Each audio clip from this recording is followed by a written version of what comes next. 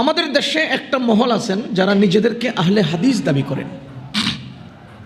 আহলে হাদিস, আমি আহলে হাদিসের প্রকৃত পরিচয় এবং বর্তমান আহলে হাদিস কারা এটা নিয়ে আলাদা আলোচনা দরকার।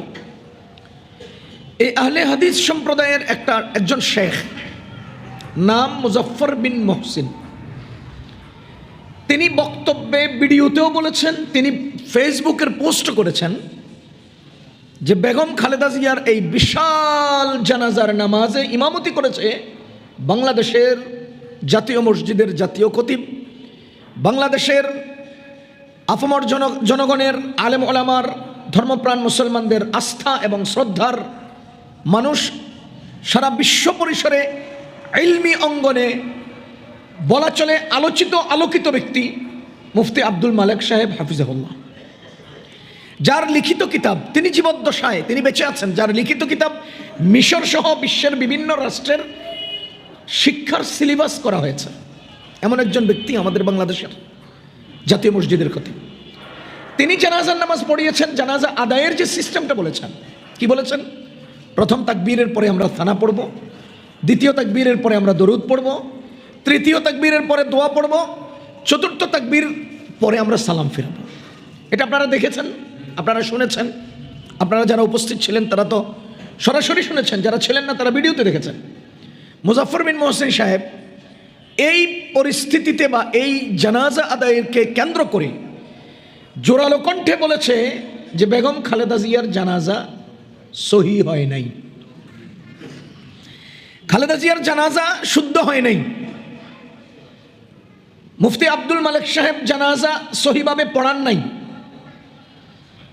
এমনকি আব্দুল মালেক সাহেব বাংলাদেশের মুসলমানদের সাথে প্রতারণা করেছেন বা ধোঁকাবাজি করেছেন, এই টাইপের বোকা বানিয়ে রেখেছেন, এই টাইপের বক্তব্য তার। এবার আপনি বলেন তো এই ব্যাপারে আমাদের কথা বলার দরকার হয় কিনা?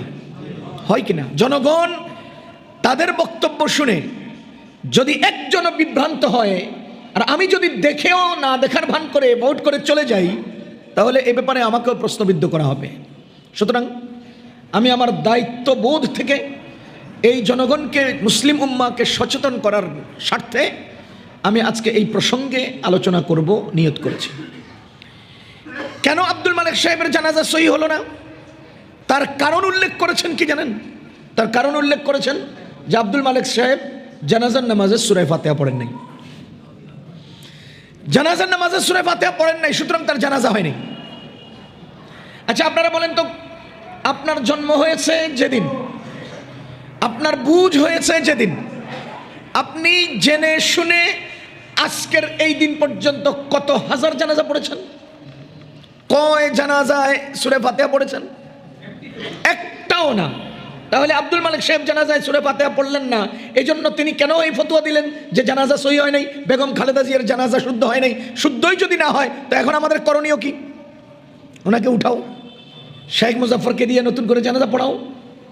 কি করাটা কি?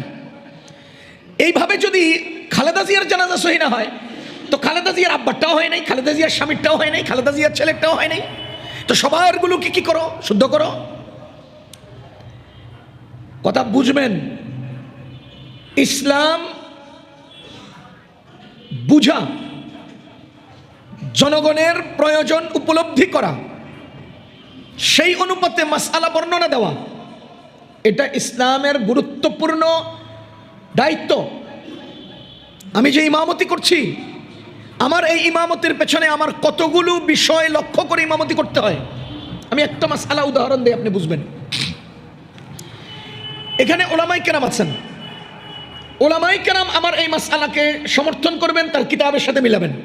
আর আপনারা যারা আছেন, আপনারা হয়তো কখনোই আমার এই কথাগুলো শুনেন নাই। এখন যেটা আমি বলবো সেটা হলো, আমরা নামাজে যদি ভুলক্রমে ওয়াজিব ছুটে যায়, নামাজে ভুলক্রমে ওয়াজিব যদি ছুটে যায়, আমরা কি করি?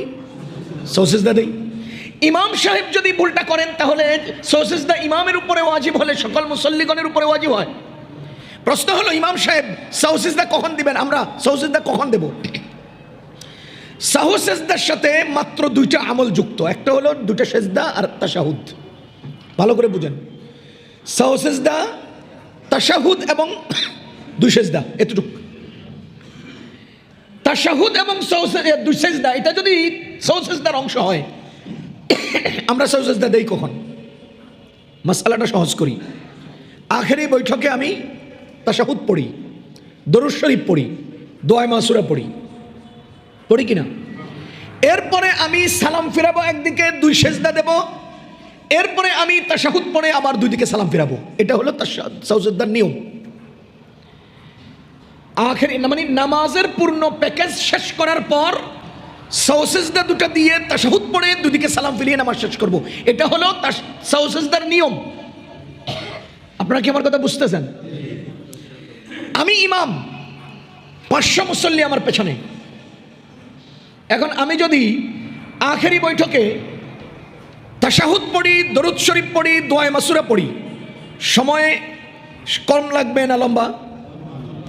আমি লম্বা সময়ের পর যদি একদিকে সালাম ফেরাই, পেছনের 500 লোক অপেক্ষায় থাকবে, আমি দ্বিতীয় দিকে সালাম ফেরাবো। এজন্য আমি ইমামকে, আমার মুরব্বী, আমাদের যে সকল মুজতাহিদ ইমামগণ ছিলেন তারা বলে দিয়েছেন, দেখো তোমার নিয়ম ছিল তাশাহুদ, দরুদ, দোয়া মাসুরা শেষ করে তারপরে একদিকে সালাম ফিরিয়ে এরপরে তুমি দুই সেজদা দিয়ে সাউ সেজদা দিবা, এরপরে তাশাহুদ পড়ে দুই দিকে সালাম ফিরাবা, এই ছিল তোমার নিয়ম। কিন্তু তুমি এই নিয়ম ফলো করতে গেলে পেছনের 500 লোকের নামাজের মধ্যে ব্যাঘাত তৈরি হবে।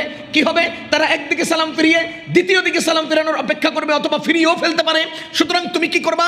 শুধু তাশাহুদ পড়ে একদিকে সালাম ফেরাও, এরপরে তুমি সাউ সেজদা দুটো দিয়ে দাও, তো পেছনের সকল মুসল্লিগণ উপলব্ধি করবে সময় তো কম লেগেছে, না আজকে মনে হয় হুজুরের কিছু সাউ সেজদার দিকে যাচ্ছে। এজন্য যেহেতু তাশাহুদের সময় কম লেগেছে, একদিকে সালাম ফেরানো হয়ে গেছে, তার মানে মুসল্লি সেকেন্ড দিকে সালাম ফেরানোর অপেক্ষা করবে না, সেজদায় যাওয়ার অপেক্ষা করবে। এজন্য আমাকে দায়িত্ব দিয়েছে কি, যে তুমি তাশাহুদ শেষ করে সালাম ফিরিয়ে সাউ সেজদা দাও, এরপরে দরুদ শরীফ দোয়া মাসুরা শেষ করে নামাজ শেষ করো। কেন? আমার জন্য না, মুসল্লিদের জন্য। তাহলে আমি আমার যে সহি নিয়ম ছিল, সহি নিয়ম মানে যেটা কমন নিয়ম ছিল সেটাকে বাদ দিয়ে উম্মার প্রয়োজনে আমি কি করলাম? নিয়ম উম্মার প্রয়োজনে চেঞ্জ করলাম। এটার নাম ফিকহ, এটার নাম ইসলামের সহি বুঝ। আরেকটা উদাহরণ দেই।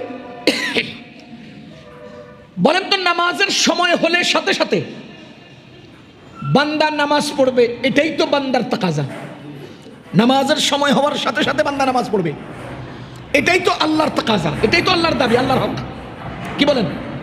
এবার আপনারা বলেন তো, ফজরের নামাজে যদি নামাজের সাথে সাথে আমরা জামাত করি, তাহলে কি মুসল্লি পাওয়া যাবে?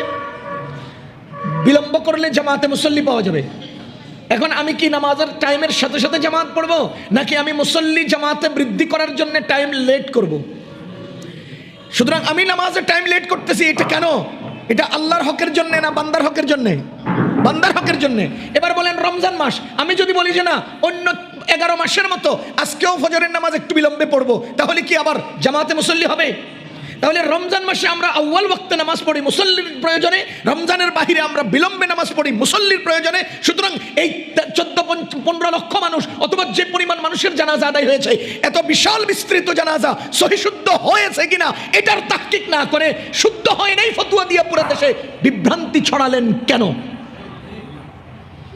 এত বিশাল এই জানাজার নামাজ সহি হওয়ার পরেও, বাইতুল মুকাররমের খতিব সাহেব জানাজা পড়ানোর পরে, লক্ষ লক্ষ উলামায়ে কেরাম তার পেছনে ইক্তেদা করার পরে, লাখ লাখ মানুষ তার পেছনে জানাজা সহি শুদ্ধভাবে আদায় করার পরে, আপনি কোন গর্ধব এই দেশের মধ্যে ফতোয়া দিয়ে ফিতনা তৈরি করতেছেন কেন? কেন? এটা কি আপনার যোগ্যতার অভাব, না পরিকল্পিত ফিতনা তৈরির ইচ্ছা? বলেন। আমি ফেসবুকে লিখেছি, যদি আপনার কাছে কিতাব বুঝার যোগ্যতা না থাকে আমাদেরকে বলেন, আমরা বুঝিয়ে দিই।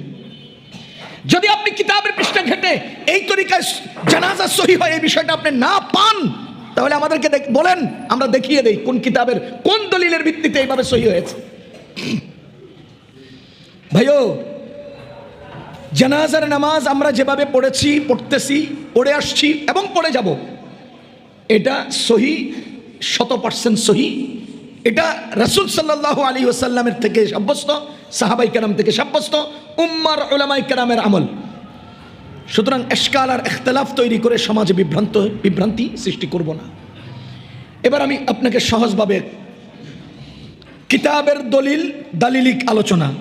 দলিল যারা বুঝে তাদের সামনে বলা, যারা সরাসরি দলিল বুঝবেন না তাদের সামনে দলিল রেফারেন্স হিসেবে আসবে, কিন্তু সামগ্রিকভাবে ইসলামের তর্জমানিটা হবে। মনে করেন আমি আপনাকে বলবো যে ওযুতে 4 ফরজ, কিন্তু আমি সূরা মায়েদার 6 নম্বর আয়াত আপনাকে বলবো না। 4 ফরজ সাব্যস্ত হয়েছে কোন দলিলে সেটা আমি আপনাকে বলবো না। এটা বলবো কাদেরকে? যারা ওই আয়াত বুঝতে পারেন। আপনাকে আমি কি বলবো? ওই 4 ফরজ সাব্যস্ত হওয়া মাসআলাটা বলবো। এটা আমার আপনার সামনে আমার বলার উদ্দেশ্য, বলার দায়িত্ব হলো আয়াত বা দলিল থেকে সাব্যস্ত মাসআলা। আর যারা বুঝার যোগ্যতা রাখেন তারা যদি ভেটু দেন তখন তার সামনে দালিলিক আলোচনা হবে। ওই দলিলে কি বলতে চেয়েছে, কি বুঝাতে চেয়েছে সেটা আলোচনা হবে। যদি সেটা আপনার সামনে আলোচনা করতে যাই, আপনি হয়তো বুঝবেন যে এই সব হিসাব নিকাশ কইরা এত সব শব্দের বিশ্লেষণের পরেই আমাদের জন্য এই মাসআলাটা সাব্যস্ত করা হয়েছে।